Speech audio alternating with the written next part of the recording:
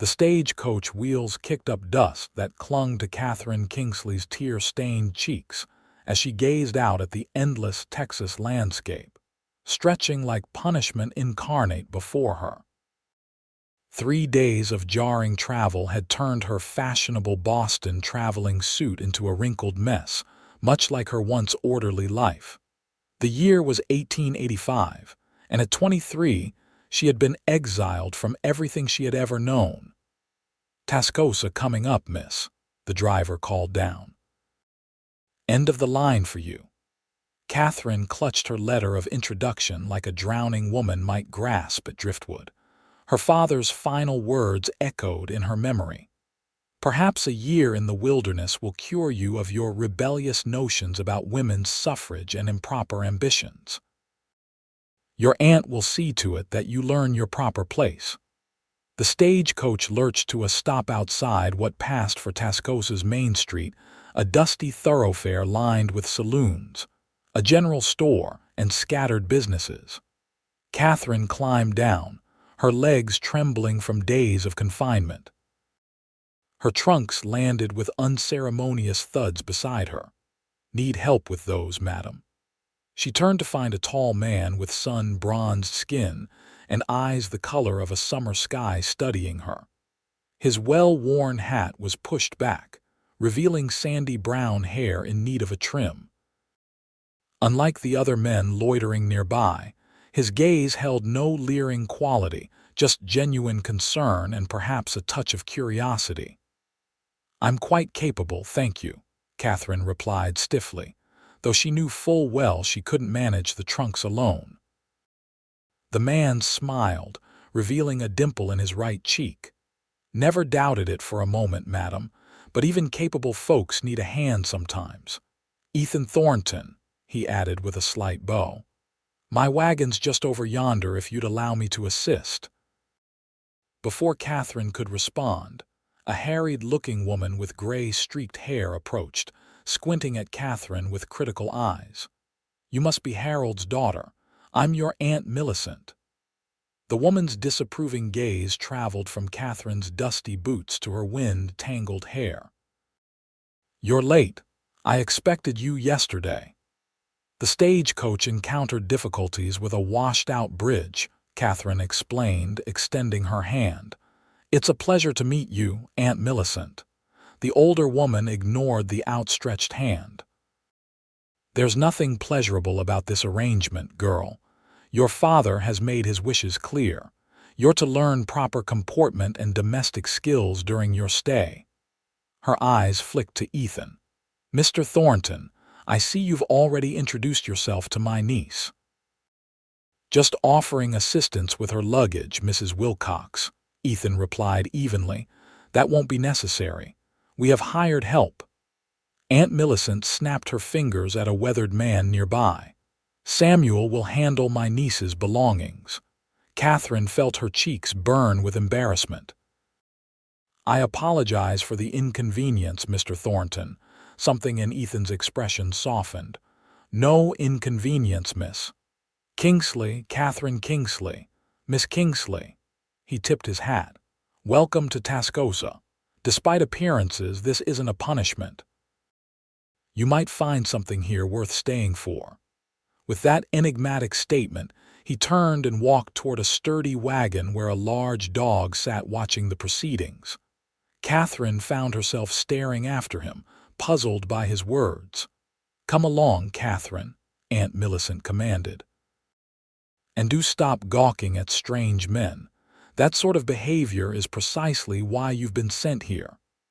Katherine swallowed her retort and followed her aunt toward a modest two-story house at the edge of town. Her punishment had officially begun. The Wilcox house stood as a testament to misplaced Eastern gentility. Lace curtains hung incongruously in windows that looked out upon the rugged landscape.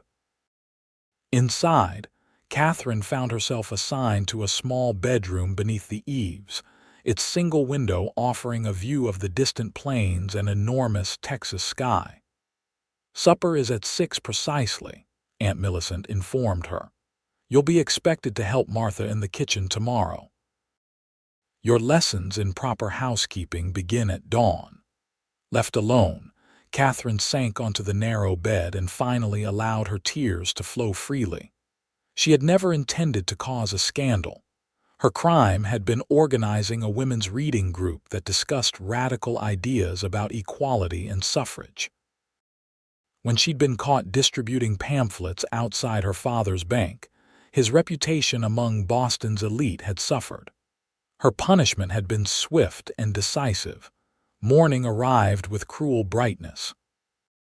Catherine was awakened by Martha, the housekeeper, who set down a basin of water with surprising gentleness. "Missus expects you downstairs in 30 minutes, the older woman said. "Best not be late, dearie." Catherine dressed quickly in her plainest gown and pinned her auburn hair in a simple style.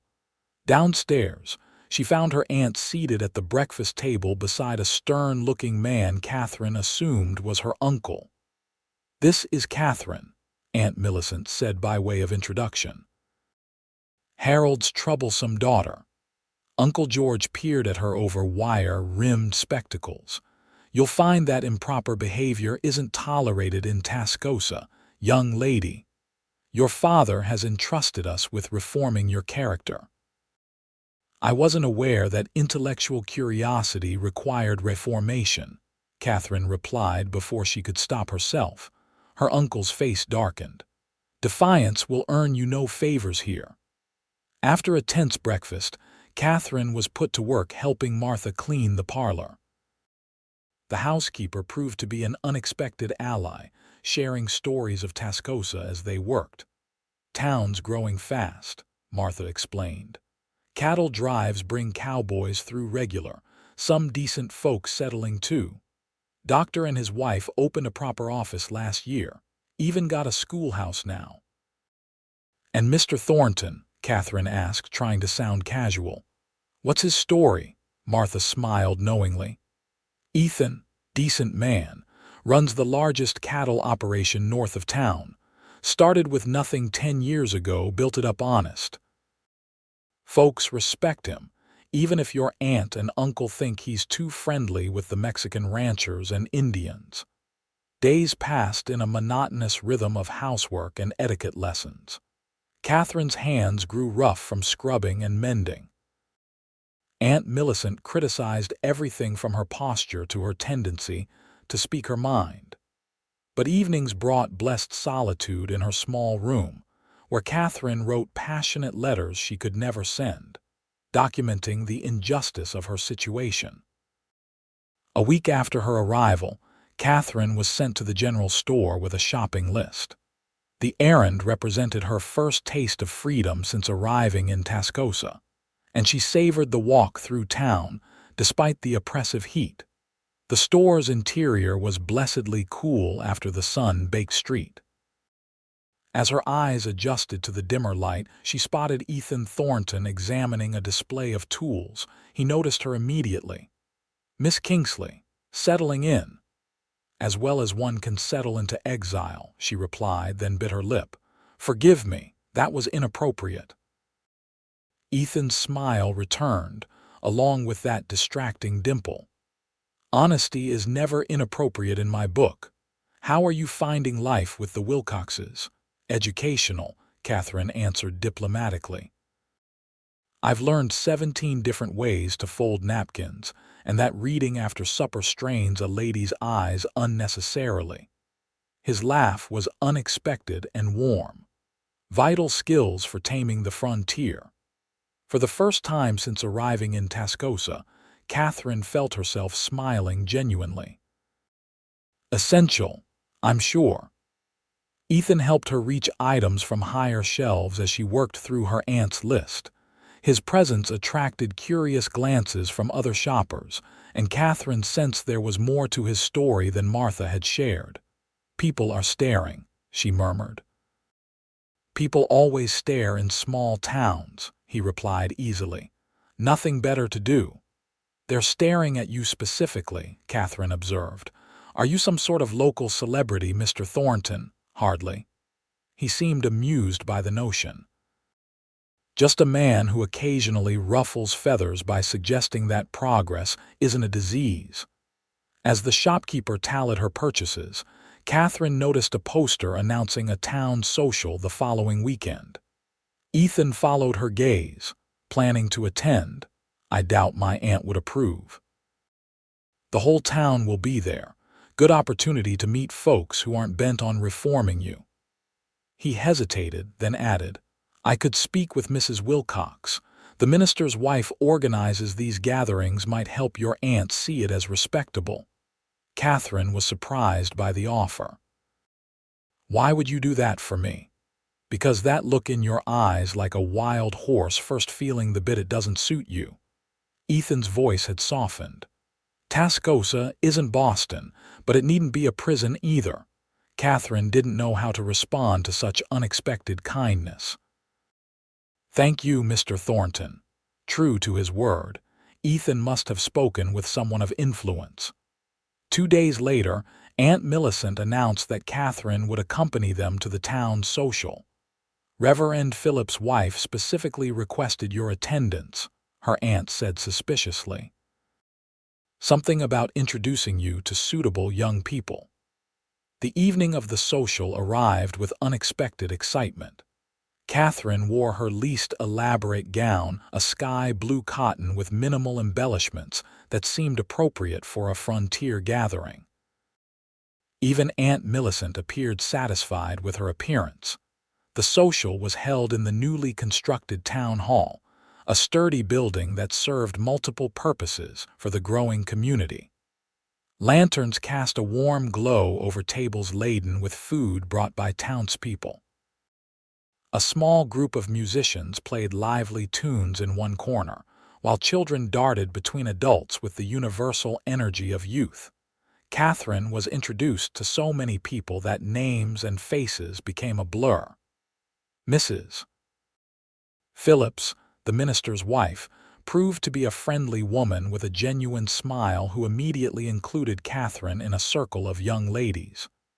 Your aunt tells me you're from Boston, Mrs. Phillips said. We have our modest literary society that meets weekly. Perhaps you'd like to join us. Before Katherine could respond, she felt a presence at her elbow.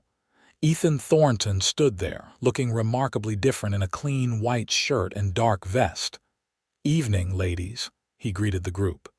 Miss Kingsley, I was hoping you might honor me with a dance. Katherine glanced nervously at her aunt across the room, deep in conversation with other matrons.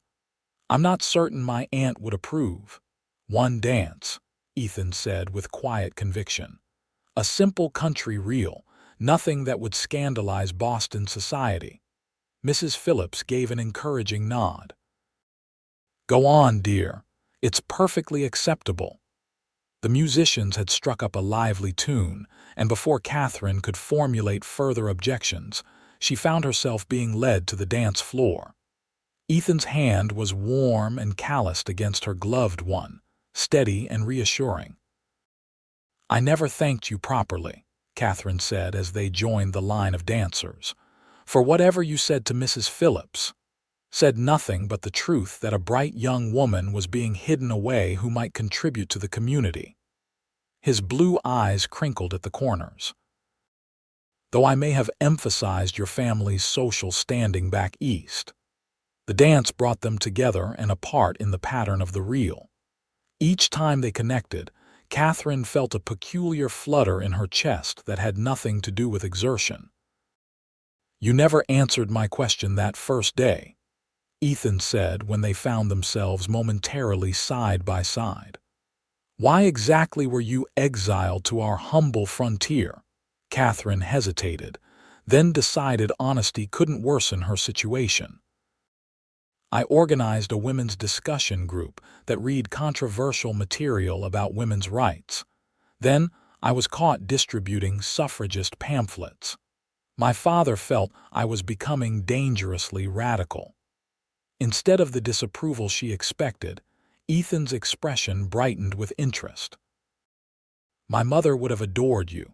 She taught school on the frontier when women doing so was considered almost revolutionary. Is she here tonight? Katherine asked, searching the room. A shadow crossed his face. She passed 5 years ago, influenza. I'm sorry, Katherine said sincerely. The dance ended, and Ethan led her toward the refreshment table. Don't be. She lived exactly as she wanted, teaching, raising me alone after my father died, and eventually seeing me establish my ranch. She never let convention dictate her choices. Katherine felt a powerful connection to this unknown woman. She sounds remarkable. She was. Ethan handed her a cup of punch. Which is why I recognized something in you that first day, the same determination. Before Katherine could respond, Aunt Millicent materialized beside them, her thin lips compressed in displeasure. Katherine, it's time we were leaving.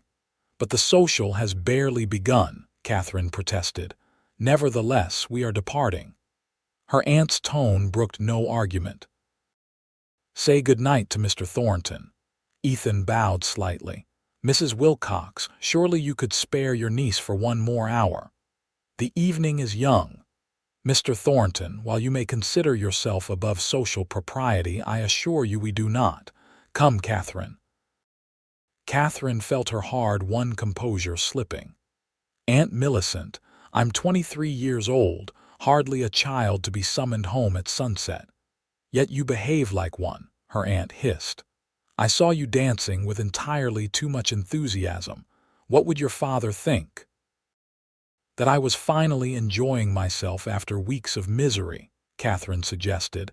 Aunt Millicent's eyes widened at this defiance. We will discuss your attitude at home. Ethan stepped forward. Mrs. Wilcox, perhaps I could escort Katherine home later this evening. With your husband's permission, of course. Katherine watched her aunt calculate the social implications of this offer.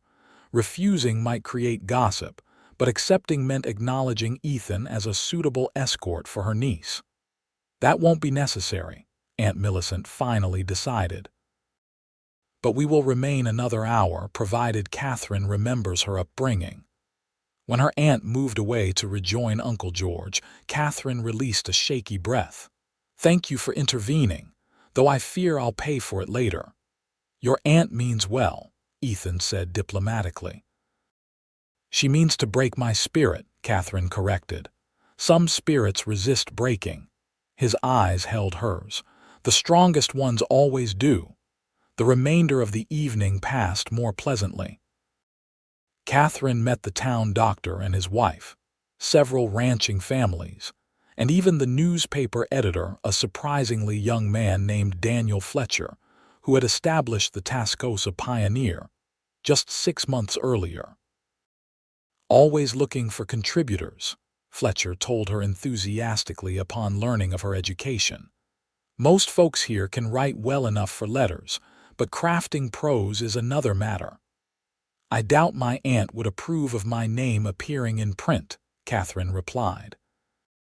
Pen names exist for precisely such situations. The editor winked. When the evening finally ended, Katherine found herself reluctant to leave.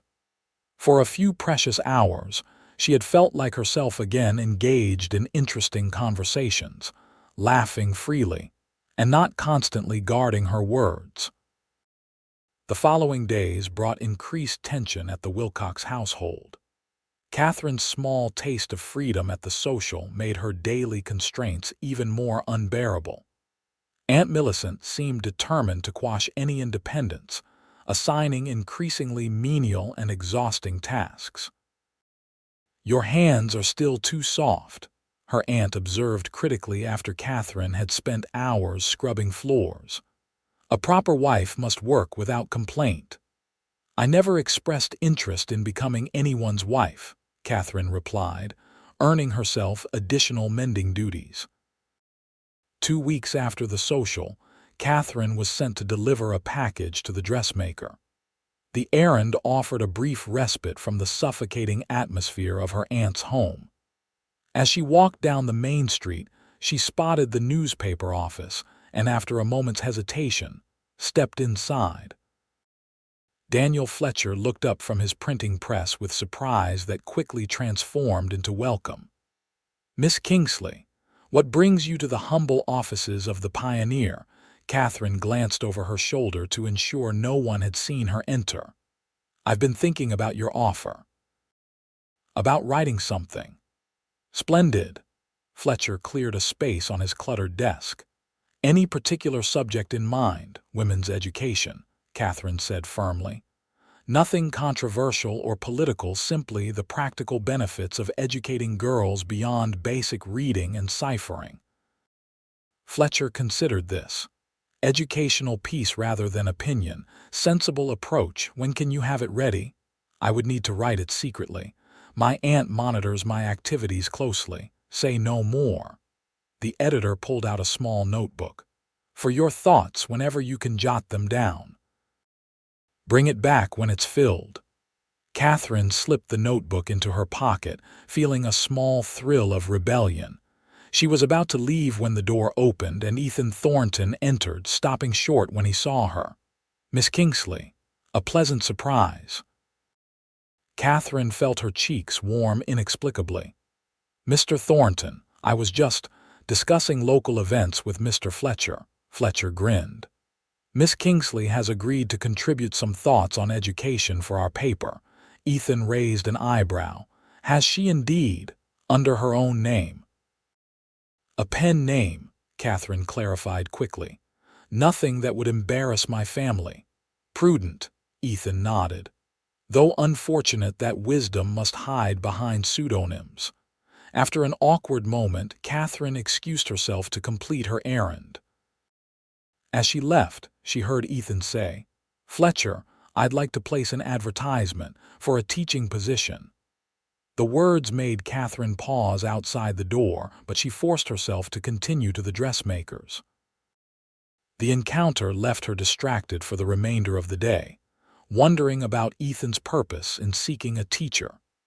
That evening, Katherine began writing in the small notebook, finding unexpected solace in organizing her thoughts on paper. She wrote about the practical benefits of educated mothers raising children, of women managing household accounts efficiently, of the entire community benefiting when its female members could contribute their intelligence. Days passed in this pattern, dutiful compliance with her aunt's demands during daylight hours, and secret writing by candlelight. Katherine found herself watching for Ethan around town, but their paths didn't cross again until Sunday services. The small church was crowded when the Wilcoxes arrived. Katherine followed her aunt and uncle to their usual pew, acutely aware of Ethan sitting several rows behind them. Throughout Reverend Philip's sermon on charity and understanding, she felt his presence like a physical touch. After the service, congregants gathered outside to socialize. Katherine stood dutifully beside her aunt as various townspeople engaged in polite conversation. She was surprised when Reverend Phillips approached with Ethan at his side. "Mrs. Wilcox, Mr. Wilcox." The minister greeted them. "I wanted to discuss an exciting development for our community. Mr. Thornton has generously offered funding to expand our schoolhouse and hire an additional teacher." Uncle George regarded Ethan with suspicion. "What's your interest in education, Thornton? Your ranch hands hardly need algebra." "Progress benefits everyone, Mr. Wilcox," Ethan replied evenly. "Many families are settling in the area with children who deserve proper schooling, and our current teacher, Mrs. Henderson, is overwhelmed with 43 students of various ages." "A commendable project," Aunt Millicent acknowledged stiffly. "I thought perhaps your niece might have insights," Reverend Phillips continued.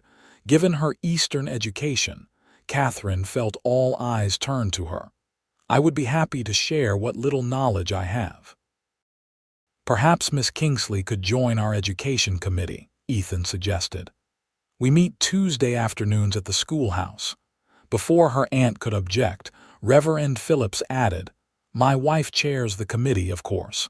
Entirely respectable." Uncle George cleared his throat. We sent for Katherine to learn domestic arts, not to immerse herself in community projects. Surely contributing to the educational advancement of Tascosa's children would reflect well on your family, Ethan countered smoothly, demonstrating both your generosity and your niece's refined upbringing. Katherine watched the calculation in her uncle's eyes, the weighing of social standing against his desire to control her activities. Finally, he nodded reluctantly. One meeting, to offer suggestions only. Tuesday arrived with agonizing slowness. Katherine had finished her article for the newspaper and was eager for intellectual engagement beyond household duties. When she arrived at the schoolhouse, she found a small group already gathered. Reverend and Mrs. Phillips, the current teacher Mrs. Henderson, Dr. Morgan and his wife, and Ethan. "Welcome, Miss Kingsley," Mrs. Phillips said warmly. "We're discussing curriculum for different age groups." The meeting proved more stimulating than anything Katherine had experienced since leaving Boston. Her suggestions about incorporating practical mathematics and geography into lessons were met with genuine interest. When she described a method for teaching younger and older students simultaneously through peer instruction, Mrs. Henderson declared it brilliant. "This is exactly the kind of experience we need," the teacher said enthusiastically. "If only you could demonstrate these techniques yourself." An idea seemed to form simultaneously in several minds. Mrs. Phillips exchanged glances with her husband, then looked to Ethan.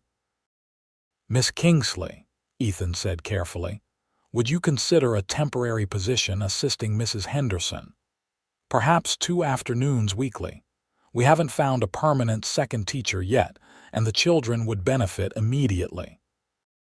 Katherine's heart leapt at the possibility, then sank as reality intruded. "My aunt and uncle would never permit it." "If the request came from the Education Committee with the minister's endorsement," Mrs. Phillips suggested, "present it as charitable community service rather than employment. A lady of your standing helping with the town's children, it would establish the Wilcoxes as community benefactors," Dr. Morgan added. Katherine considered the argument. It might work if presented that way. When she returned home, Katherine was surprised to find Reverend Phillips' carriage outside the Wilcox house. Inside, she discovered her aunt and uncle in the parlor with the minister and Ethan. "There you are, Katherine," Uncle George said. "Reverend Phillips has been making an extraordinary request regarding your assistance at the school. Temporarily, of course," the minister added. "Just until a permanent teacher is found." Katherine maintained a carefully neutral expression. "The committee meeting was very informative. Mrs. Henderson faces significant challenges with so many students. We would never suggest actual employment," Ethan said, addressing her uncle directly. "Merely charitable assistance from a well-educated lady. 2 afternoons weekly." Aunt Millicent's lips thinned. "What would people think?" "That the Wilcox family is generous in sharing their niece's refined education with less fortunate children," Reverend Phillips suggested. Mrs. Phillips and several other committee ladies would be present at all times. The negotiation continued for nearly an hour. Katherine remained silent, understanding that any enthusiasm on her part would doom the proposal. Finally, with obvious reluctance, her uncle conceded. "Tuesdays and Thursdays, 2 hours only," he stipulated. "And she must complete all her household duties regardless." "Of course," Ethan agreed quickly. "The children will benefit tremendously from Miss Kingsley's knowledge." After the visitors departed, Katherine braced herself for her aunt's displeasure. It came swiftly. "This is entirely your doing," Aunt Millicent accused. "Somehow you've manipulated these people into creating this position." "I assure you, it wasn't my idea," Katherine replied truthfully. though I'm pleased to be of service to the community. Your father sent you here to learn humility and proper behavior, not to parade your education before impressionable children." Her aunt's voice sharpened. "And I notice Mr. Thornton seems particularly invested in your activities." Katherine felt her cheeks grow warm. "Mr. Thornton is funding the school expansion. His interest is in education, not in me." "See that it remains so," Aunt Millicent warned. "Your reputation is already precarious. Further scandal would ensure you never return to Boston society." Katherine's first afternoon at the schoolhouse exceeded her expectations. The children, ranging from 6 to 16 years old, regarded her with curiosity and then growing enthusiasm as she demonstrated her teaching methods. Mrs. Henderson proved to be a willing collaborator, grateful for the assistance. "You have a gift," the older teacher told Katherine as they tidied the classroom afterward. "These children respond to you." "I've always loved learning," Katherine admitted. "Sharing knowledge seems natural." "A shame it can't be permanent," Mrs. Henderson sighed. "But I understand your situation is temporary." Katherine nodded, though the thought of returning to Boston no longer held the appeal it once did. Her exile in Tascosa had begun to reveal unexpected possibilities.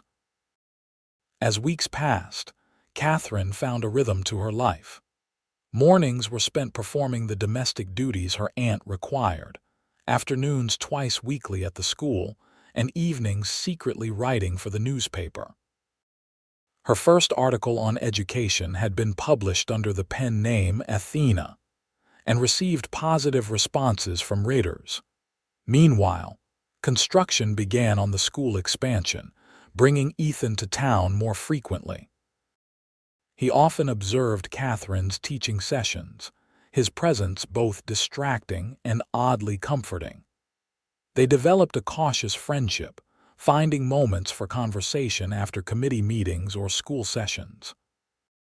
During one such conversation, Katherine finally asked the question that had been puzzling her. "Why are you so interested in the school, Mr. Thornton? You have no children of your own." Ethan leaned against the schoolhouse porch rail. "Education transformed my life. My mother taught me to read before most boys my age could sit a horse. When she died, I promised to continue her legacy however I could. That's admirable. Not entirely altruistic," he admitted. "Educated communities thrive. The future of Tascosa depends on these children." "You sound like a man with a vision," Katherine observed. "I am." His blue eyes held hers. "This territory is changing. The old ways, cattle drives, isolated ranches, they're giving way to something new. I'd like to help shape that future. A future where women might have more choices." Katherine asked boldly, precisely. Ethan smiled.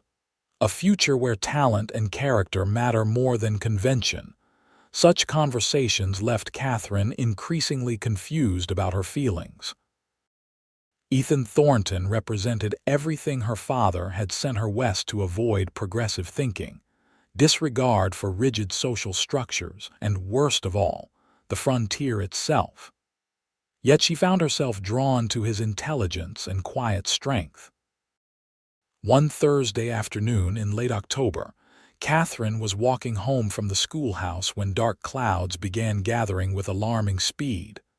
The wind picked up, carrying the scent of imminent rain. She quickened her pace, but was still a quarter-mile from her aunt's house when the downpour began. Within seconds, Katherine was soaked to the skin. The dirt road turned instantly to mud, clinging to her boots and the hem of her dress. As she struggled forward, a wagon appeared through the curtain of rain. "Miss Kingsley," Ethan's voice called out. He pulled the team to a halt beside her. "Get in, quickly." Katherine didn't hesitate. Ethan reached down to help her onto the seat beside him, then covered her shoulders with an oilskin coat. "This storm came from nowhere," she said through chattering teeth. "Texas weather," Ethan replied, urging the horses forward. Predictably unpredictable. The rain was falling so heavily that visibility was reduced to mere yards. When lightning flashed nearby, followed immediately by a deafening thunderclap, the horses shied nervously. "We won't make it to your aunt's house safely," Ethan decided, turning the wagon down a side road. "My ranch is closer. We can wait out the worst of the storm there." Katherine knew she should object. Being alone with Ethan at his ranch would cause exactly the kind of scandal her aunt had warned against. But the ferocity of the storm overrode social considerations. Ethan's ranch house appeared through the downpour, a substantial two-story structure with a wide porch. He drove the wagon directly to the covered area near the barn. "Inside, quickly," he directed, helping Katherine down. The house interior was surprisingly refined. Solid furniture, polished floors, and bookshelves lining one wall created an atmosphere of comfortable elegance rather than bachelor simplicity. "You should change out of those wet clothes," Ethan said practically. "I'll find something for you to wear." He disappeared upstairs and returned with a flannel shirt and trousers. "My mother's. I kept some of her things. They might be large on you, but they're dry." Katherine took the offered clothing with murmured thanks and followed Ethan's directions to a small bedroom where she could change. The impropriety of the situation wasn't lost on her, but hypothermia seemed the greater risk. When she emerged in the borrowed clothing, her wet hair braided loosely over one shoulder, she found Ethan building a fire in the stone fireplace. "I've put coffee on," he said without turning. "You should warm yourself by the fire." Katherine approached the growing blaze, extending her hands toward the welcome heat. "Thank you for rescuing me. I fear I've put you in an awkward position." "No more awkward than you drowning in a muddy road would have been," Ethan replied with a hint of humor. He straightened and regarded her with an unreadable expression. "You look ridiculous, I'm sure," Katherine finished for him, gesturing at the oversized clothing. "I was going to say at home," Ethan corrected softly. The simple phrase shifted something in the atmosphere between them. Katherine felt a warmth that had nothing to do with the fire spreading through her chest. "Your home is lovely," she said, glancing around to hide her confusion. "Not what I expected." "What did you expect? Cowboy bedrolls and whiskey bottles." "Something less permanent," Katherine admitted. "This feels established, like a real home." Ethan moved to tend the coffee pot bubbling on the stove. "I built it with family in mind. The family I hope to have someday." "Yet you never married." The question escaped before Katherine could consider its propriety. "Never met a woman who could see beyond the cowboy to the man with dreams." He poured coffee into 2 mugs. "Until recently." The implication hung in the air between them. Katherine accepted the offered mug, their fingers brushing in the exchange. "Mr. Thornton." "Ethan," he corrected. "I think we're beyond formalities when you're wearing my mother's clothing in my home during a thunderstorm." "Ethan," Katherine tried again, "I'm only here temporarily. My father expects me to return to Boston next spring suitably reformed." "And is that what you want?" His direct gaze made evasion impossible. "I don't know any more," Katherine confessed. "Boston represents everything I've known: culture, family, certain opportunities. But it also means constraints I find increasingly intolerable." "While Tascosa offers different constraints alongside different freedoms," Ethan observed. "Precisely." Katherine sipped her coffee. "Though I'm beginning to see that some constraints are universal while others are of our own making." Outside, the storm continued unabated. Rain lashed against the windows and thunder rolled across the plains. Inside, the conversation flowed with surprising ease. Katherine found herself sharing her experiences in Boston, her intellectual interests, and her ambitions that had scandalized her family.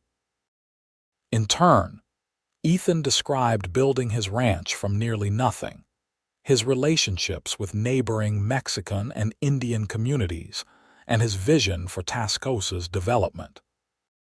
They discovered shared values beneath their different experiences: respect for education, belief in individual merit, and hope for progressive change. Hours passed unnoticed. When Ethan realized the late hour, his expression grew concerned. "Your aunt will be frantic," he said. "But the roads will be impassable until morning." "I'll be ruined," Katherine said quietly, the reality of her situation sinking in. Socially speaking, Ethan's jaw tightened. "I'll speak with your uncle, explain the circumstances. Offer," he hesitated. "Offer what?" "Whatever is necessary to protect your reputation," he said simply. Katherine understood his meaning. "You would marry me to prevent scandal. Is that so unthinkable?" There was a vulnerability in his question that touched her deeply. "We barely know each other," she protested, though the words felt hollow even as she spoke them. "I know enough," Ethan said, his voice low and certain. "I know you're intelligent, principled, and braver than anyone gives you credit for. I know you care about this community, despite being sent here against your will. I know that when you teach those children, your face lights up with purpose." Katherine felt tears threatening.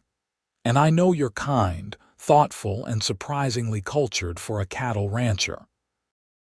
I know you see possibilities where others see only obstacles. But marriage, not as punishment," Ethan said quickly. "Never that. Only if you could see it as something else entirely." Before Katherine could respond, a pounding at the door interrupted them. Ethan crossed the room quickly and opened it to reveal Uncle George, drenched and red-faced with fury, accompanied by two other men. "Where is my niece?" he demanded, pushing past Ethan. When he saw Katherine in borrowed clothing by the fire, his expression darkened further. "Get your things. We're leaving immediately." "Mr. Wilcox," Ethan began. "The storm has done enough damage," Uncle George cut him off. "Your reputation in this town is finished, Thornton." "Taking advantage of a young woman under my protection. He did nothing improper," Katherine interjected, rising to her feet. "Mr. Thornton rescued me from the storm. We've been waiting for it to pass, nothing more." Her uncle ignored her completely. "The minister has been informed. The newspaper editor as well. By morning, everyone will know what kind of man you truly are." "Then they should also know my intentions," Ethan replied steadily. "I intend to marry Miss Kingsley with her consent and your blessing." Uncle George laughed harshly. "My blessing? After this?" "Her father entrusted her to our care precisely to prevent such fortune hunters from taking advantage." "I have no interest in Katherine's family money," Ethan said. "My ranch is profitable, my holdings extensive. I can provide for her comfortably without a penny from Boston." Katherine found her voice. "Don't I have some say in this matter?" Both men turned to look at her with expressions suggesting they had indeed forgotten her presence in their confrontation. "You've said quite enough by your actions," her uncle replied coldly. "Get your proper clothes." "We're leaving." "The roads are dangerous," Ethan insisted. "At least wait until morning, and give you more time alone with my niece." "I think not." Uncle George gestured to the men who had accompanied him. "We brought a wagon with proper covering." Katherine retrieved her still damp dress from the bedroom where she'd changed. Her hands trembled as she folded Ethan's mother's clothing and placed it carefully on the bed. When she emerged, Ethan stood alone in the main room, her uncle and his companions waiting outside. "Katherine," he said softly, "I meant what I said, not just to appease your uncle." She met his gaze, seeing the sincerity there. "I know, but this isn't how I wanted." She trailed off, unsure how to articulate the confusion of her feelings. "This isn't over," Ethan promised. "Whatever happens, Remember that Tascosa doesn't have to be your punishment. It could be your choice." With those words echoing in her mind, Katherine allowed herself to be escorted to the waiting wagon. The journey back to town passed in frigid silence, broken only by her uncle's occasional muttered imprecations against Ethan Thornton and Katherine's own foolishness. At the Wilcox house, Aunt Millicent waited with expressions alternating between concern and righteous vindication. "I knew that man would be trouble," she declared. "Your father will have to be informed immediately." "Nothing happened," Katherine insisted, though she knew the truth of her feelings for Ethan made this statement a half-lie at best. "You spent hours alone with an unmarried man in his home," her aunt countered. "In this community, that is enough." The following days brought exactly the social ostracism Katherine had feared. She was barred from the schoolhouse, her position filled by a hastily recruited farmer's wife. Reverend Phillips visited to express his disappointment, though his wife slipped Katherine a note of sympathy when her husband wasn't looking. Worst of all was the telegram from her father, terse and unequivocal. "Returning home immediately. Boat passage booked. Leave within fortnight." Uncle George took obvious satisfaction in delivering this message. "Your father is understandably distressed. This escapade has confirmed his worst fears about your judgment." Katherine accepted the telegram with outward calm that belied her inner turmoil. Returning to Boston meant leaving not only Ethan but also the sense of purpose she had found in Tascosa. The teaching, her anonymous writing for the newspaper, the growing connections with townspeople all would end. Yet what alternative existed?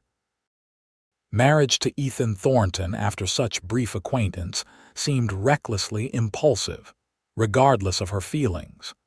And those feelings themselves confused her. Was her attraction to him genuine, or merely a reaction against her family's constraints?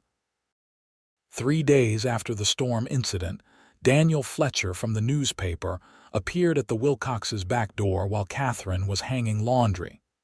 "Miss Kingsley," he said quietly, glancing around to ensure they weren't observed. "I thought you should see this before it goes to print." He handed her a folded newspaper proof. The headline read, "Rancher Thornton proposes municipal improvements at town meeting." Katherine scanned the article quickly, finding nothing scandalous or related to her situation. "The back page," Fletcher directed. There, in the announcement section, was a simple notice. "Mr. Ethan Thornton wishes to publicly declare his intention to court Miss Katherine Kingsley with honorable purpose, pending her family's approval. Mr. Thornton states that recent events, while unfortunate in appearance, reflect only his concern for Miss Kingsley's safety during dangerous weather conditions." Katherine stared at the words. "He can't publish this." "He insisted," Fletcher said. "Paid for the space and everything. Says if there's going to be gossip, it might as well be accurate. My uncle will be furious." "Probably," Fletcher agreed. "But it might make some people reconsider their judgment of the situation. Thornton's respected here, despite your uncle's efforts to damage his reputation." After Fletcher left, Katherine carefully hid the newspaper proof in her room. That evening, when her aunt and uncle were engaged with visitors in the parlor, she slipped out the back door and made her way to the newspaper office. Fletcher was alone, setting type for the next edition. He looked up in surprise when Katherine entered. "Miss Kingsley, I didn't expect—" "Please don't print that announcement," Katherine interrupted. "It will only make matters worse." "Too late," Fletcher said apologetically. "Early copies are already circulating." Katherine sank into a chair. "Then my father will certainly force my return to Boston immediately." "Is that what you want?" Fletcher asked, echoing Ethan's question from days earlier. "I don't know," Katherine admitted, "but I don't want decisions forced by scandal rather than careful consideration." The bell above the door jingled, and Katherine turned to find Ethan entering the office. He stopped short upon seeing her. "Katherine," he said softly, "I've been trying to call at your aunt's house, but they won't receive me." "You shouldn't have placed that announcement," she said, rising to her feet. "My father has already ordered my return to Boston." "I know." Ethan's expression was grim. "Your uncle made certain I was informed." Fletcher cleared his throat awkwardly. "I'll just check on something in the back room," he muttered, making a tactful exit. Alone with Ethan, Katherine found her carefully prepared arguments evaporating. He looked tired, with shadows under his eyes suggesting sleepless nights that matched her own. "I meant every word in that announcement," he said. "I want to court you properly. I want your family's blessing, impossible as that now seems." "Why?" Katherine asked. "Why go to such lengths for someone you barely know?" "Because I recognize something rare when I see it," Ethan replied simply. "Because in the few months you've been here, you've changed this community for the better. Because when I'm with you, I see possibilities I'd stopped hoping for. You're asking me to give up everything, my family, my home, my world." "I'm asking you to consider building something new," he countered. "A life where you're valued for your mind and spirit, not just your social graces. Where teaching children isn't a charitable activity but a vocation." The sincerity in his voice made Katherine's resolve waver. "My father arrives next week to escort me home." "Then we have 1 week," Ethan said. 1 week for you to decide if Tascosa, if I represent punishment or possibility." Before Katherine could respond, the office door opened again. This time Mrs. Phillips entered, followed by several women Katherine recognized from the Education Committee. "Oh good, you're both here," Mrs. Phillips said briskly. "We've been looking for you." Ethan looked as confused as Katherine felt. "What's happening?" "A delegation," Mrs. Phillips explained. "We've drafted a petition to present to your uncle, Katherine, and to your father when he arrives. 63 signatures so far, including the mayor and most business owners." She handed Katherine a formal document. The heading read, "In support of Miss Katherine Kingsley's continued residence and educational contributions to Tascosa."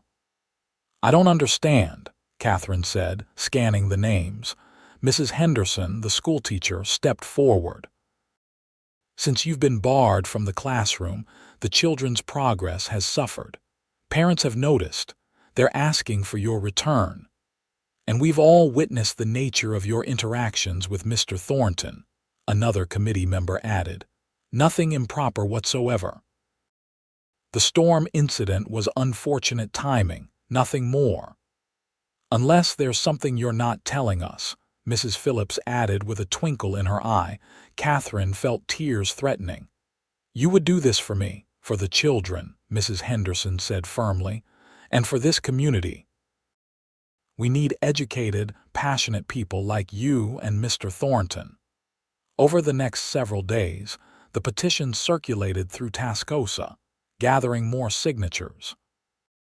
Uncle George dismissed it as frontier impropriety, but Katherine noticed his certainty wavering as more prominent citizens added their names. Meanwhile, Ethan continued his campaign. He sent formal letters requesting permission to call, which her uncle returned unopened. He appeared at church on Sunday, respectfully distant but unmistakably present. And somehow, flowers appeared on Katherine's windowsill, each morning wildflowers gathered from the prairie, arranged with care. Katherine used the time to examine her feelings honestly. She wrote pages of reflection, weighing Boston's comforts against Tascosa's possibilities. She considered her teaching work, the connections she'd formed, and the sense of purpose she'd discovered. And she examined her feelings for Ethan, the respect that had grown to admiration, and then transformed into something deeper. The day before her father's scheduled arrival, a final bouquet appeared with a note. Meet me at the schoolhouse at sunset if you've reached a decision. No pressure, only clarity. Katherine slipped away as evening approached, walking the familiar path to the schoolhouse for what might be the last time. Ethan waited on the porch, hatless, his expression guarded but hopeful. "You came," he said simply. "I needed to see you before my father arrives," Katherine replied, "to make my position clear." "And what is that position?" Ethan remained where he stood, giving her space to speak freely. Katherine took a deep breath. "My father sent me west as punishment for defying convention. He expected me to learn submission and return to Boston properly subdued. But instead, I found purpose. I discovered that my beliefs about education, about women's capabilities, they can become reality here in ways impossible in Boston." She met his gaze directly. "And I found you." Ethan's expression softened. "Katherine, please let me finish," she interrupted gently. "What began as exile has become opportunity. The teaching, the writing for the newspaper, even the hard physical work, all of it has shown me strengths I never knew I possessed." She moved closer to him. "You were right that first day. This isn't punishment, it's possibility. Are you saying?" Ethan's voice was carefully measured, as though he feared misunderstanding. "I'm saying that I choose Tascosa," Katherine declared. "I choose the life I can build here, the difference I can make. And yes, Ethan Thornton, I choose you if your offer still stands." The joy that transformed his face was answer enough, but his words confirmed it. "My offer stands stronger than ever." He closed the distance between them, taking her hands in his. "I love you, Katherine. I think I have since that first day when you insisted you could manage your own trunks." Katherine laughed through sudden tears. "I was quite rude." "You were magnificent," he corrected, bringing her hands to his lips. "And you've only become more so as I've known you better." "My father arrives tomorrow," Katherine reminded him. "He won't be easily convinced." "Then we'll face him together," Ethan said with quiet confidence. "With the petition, with rational arguments, and with the truth of our feelings." "He can be quite formidable," Katherine warned. "So can we." The train carrying Harold Kingsley arrived precisely on schedule the following morning. Katherine waited at the station with her aunt and uncle, her nerves only partially calmed by Ethan's steady presence some distance away. They had agreed he would approach only when she indicated the time was right. Her father descended from the train looking exactly as she remembered, imposing in his tailored suit, his beard perfectly trimmed, his expression severe. When he spotted Katherine, his frown deepened. "Katherine," he greeted her formally, "you appear changed." "Hello, father," she replied, straightening her shoulders. "Yes, I believe I am." Uncle George stepped forward. "Harold, we have much to discuss regarding your daughter's behavior." "So your telegrams indicated," her father replied grimly. "Let us adjourn to your home for this unpleasant conversation." "Actually, father," Katherine interjected, "I've arranged for us to meet at the town hall. There are people you should speak with before making any decisions." Harold Kingsley's eyebrows rose. "You've arranged? Since when do you make such arrangements?" "Since I became part of this community," Katherine answered with newfound confidence. "Please, father, 1 hour of your time before you pass judgment." Perhaps it was the unexpected strength in her voice or simple curiosity, but her father nodded curtly. 1 hour. At the town hall, Katherine had arranged for the education committee, several parents of her students, and Daniel Fletcher to present their perspectives. One by one, they spoke of Katherine's contributions to Tascosa, her teaching innovations, her quietly published articles that had sparked important community discussions, her character and intelligence. Throughout these testimonials, her father's expression remained unreadable. When Mrs. Phillips presented the petition with now over 100 signatures, He examined it thoroughly before setting it aside without comment. "This is all very interesting," he finally said, "but it doesn't address the fundamental issue of propriety. My daughter was sent here to learn discipline and proper behavior. Instead, I find her embroiled in scandal with he glanced at his notes, cattle rancher." This was the moment Katherine had been dreading and anticipating. She nodded slightly to where Ethan waited by the door. He approached with dignified confidence, stopping at a respectful distance. "Mr. Kingsley," Ethan said, extending his hand. "Ethan Thornton, I believe your brother-in-law may have painted an incomplete picture of recent events and my character." Harold Kingsley ignored the offered hand. "Young man, I have no interest in your excuses. My daughter returns to Boston today." "Father," Katherine intervened, "Mr. Thornton deserves your respect and attention. His reputation in this community is exemplary. The recent misunderstanding during the storm has been clarified to everyone's satisfaction, except yours and Uncle George's." "And why should I care about his reputation?" her father demanded. Katherine took a deep breath. "Because I love him. And he has asked to court me with the intention of marriage." The shock on her father's face would have been comical under different circumstances. He stared at Katherine as though she'd suddenly started speaking a foreign language. "Preposterous," he finally managed. "You've known this man for what, 3 months? 4. This is precisely the impulsive behavior I sought to correct by sending you here." "Mr. Kingsley," Ethan said quietly, "I understand your concerns. I would have preferred to approach you properly, to court your daughter with your blessing from the beginning. Circumstances haven't allowed that traditional path." "Circumstances of your making," Katherine's father accused. "No, sir. Circumstances of the weather and of honest feeling." Ethan's calm in the face of her father's hostility impressed Katherine. "I would like the opportunity to discuss my situation with you, my ranch, my standing in this community, my intentions toward your daughter."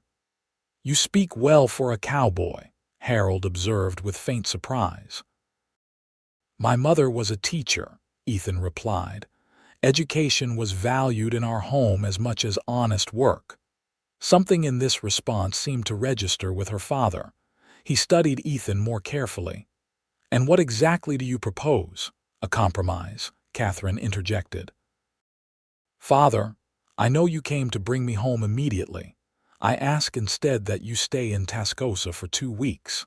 Observe my life here, meet the people I've come to respect, and allow Mr. Thornton to demonstrate his character and intentions."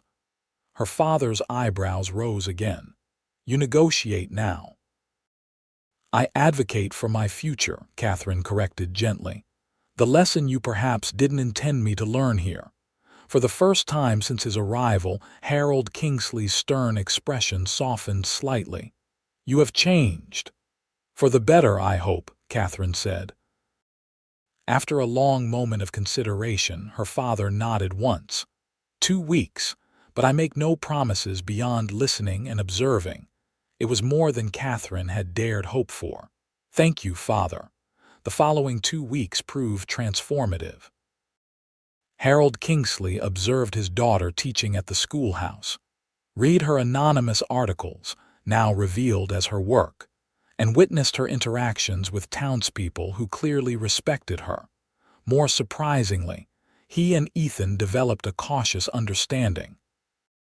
The rancher invited Katherine's father to tour his property, displaying the successful operation he had built from modest beginnings. They discovered shared views on business management and development that bridged their different worlds.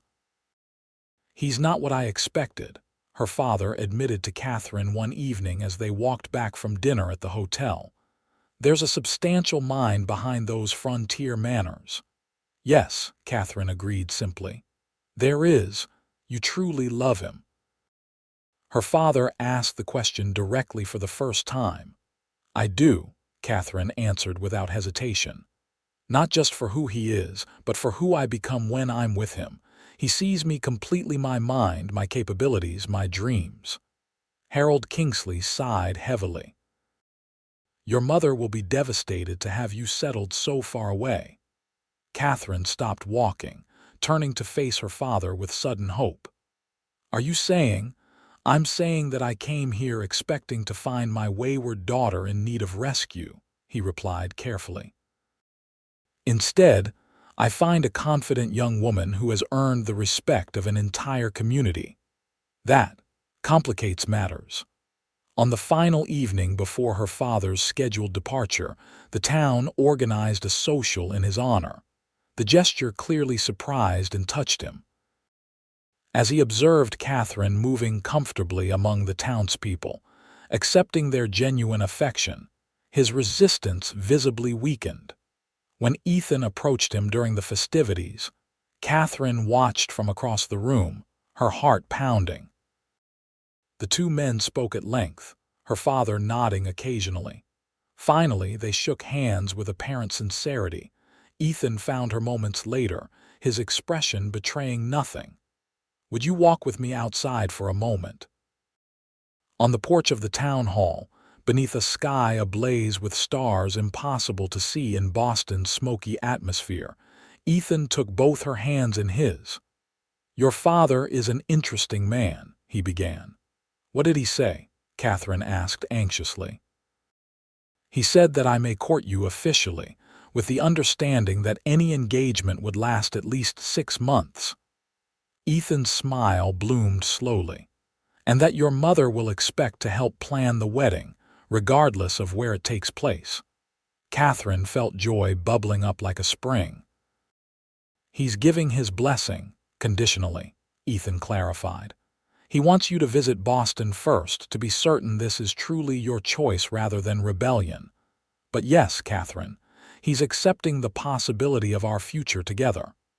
That's more than I dared hope for, she admitted. There's something else, Ethan said, his expression growing serious. Something I've wanted to do properly. He released her hands and knelt before her, producing a small box from his pocket. Katherine Kingsley, these months have shown me the kind of partner I want for life: intelligent, courageous, and compassionate. I love you more than I believed possible. Will you marry me? The ring inside the box was a simple gold band with a single pearl. It was my mother's, Ethan explained. Though we can choose something else if you prefer. It's perfect, Katherine whispered, tears blurring her vision. And yes, Ethan Thornton, yes, I will marry you. As he slipped the ring onto her finger, Katherine felt the final pieces of her future settling into place.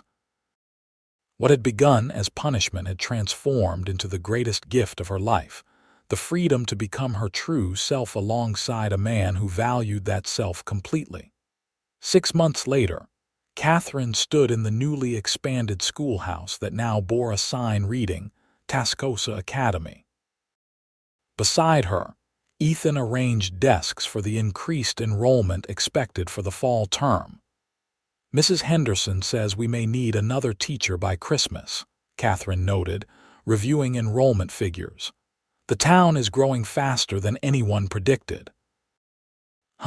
Ethan murmured distractedly, measuring the space between rows. Ethan, are you listening? He looked up with a grin. Always. Just thinking that the headmistress of Tascosa Academy might need an assistant, Katherine laughed. Are you volunteering? I thought the ranch kept you busy enough. Not for me, he clarified. I was thinking of your mother. Katherine stared at him in surprise. My mother, teaching. She mentioned during their visit that she once taught before marrying your father, Ethan reminded her.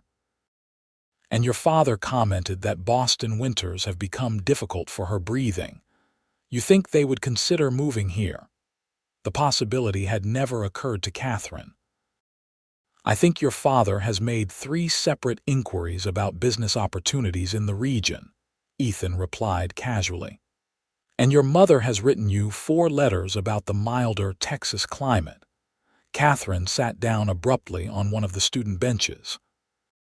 They never said anything to me directly. Perhaps they're waiting for an invitation, Ethan suggested. The new house has plenty of room until they could build their own. The new house was their wedding gift to each other, a spacious home halfway between the ranch and town, allowing Katherine to continue teaching while Ethan managed his expanding cattle operation. "You wouldn't mind," Katherine asked cautiously, "having my parents so close?" Ethan sat beside her, taking her hand in his. "Your father and I understand each other better now, and your mother clearly wants to know the woman her daughter has become." He kissed her fingers where they entwined with his. "Family is family, Katherine, even when they start by sending you west as punishment."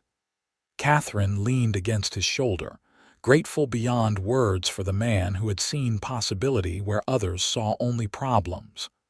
Who would have thought exile to Tascosa would be the beginning of everything good? "I knew it the moment I saw you," Ethan said with quiet certainty. "Standing in the dust with your Boston clothes and defiant eyes. This was never punishment, Katherine. It was your destiny." As the setting sun cast golden light through the schoolhouse windows, Katherine Thornton knew with absolute certainty that her husband was right. What had begun as punishment had become her greatest blessing, a life of purpose, respect, and love in this wild western land she now called home.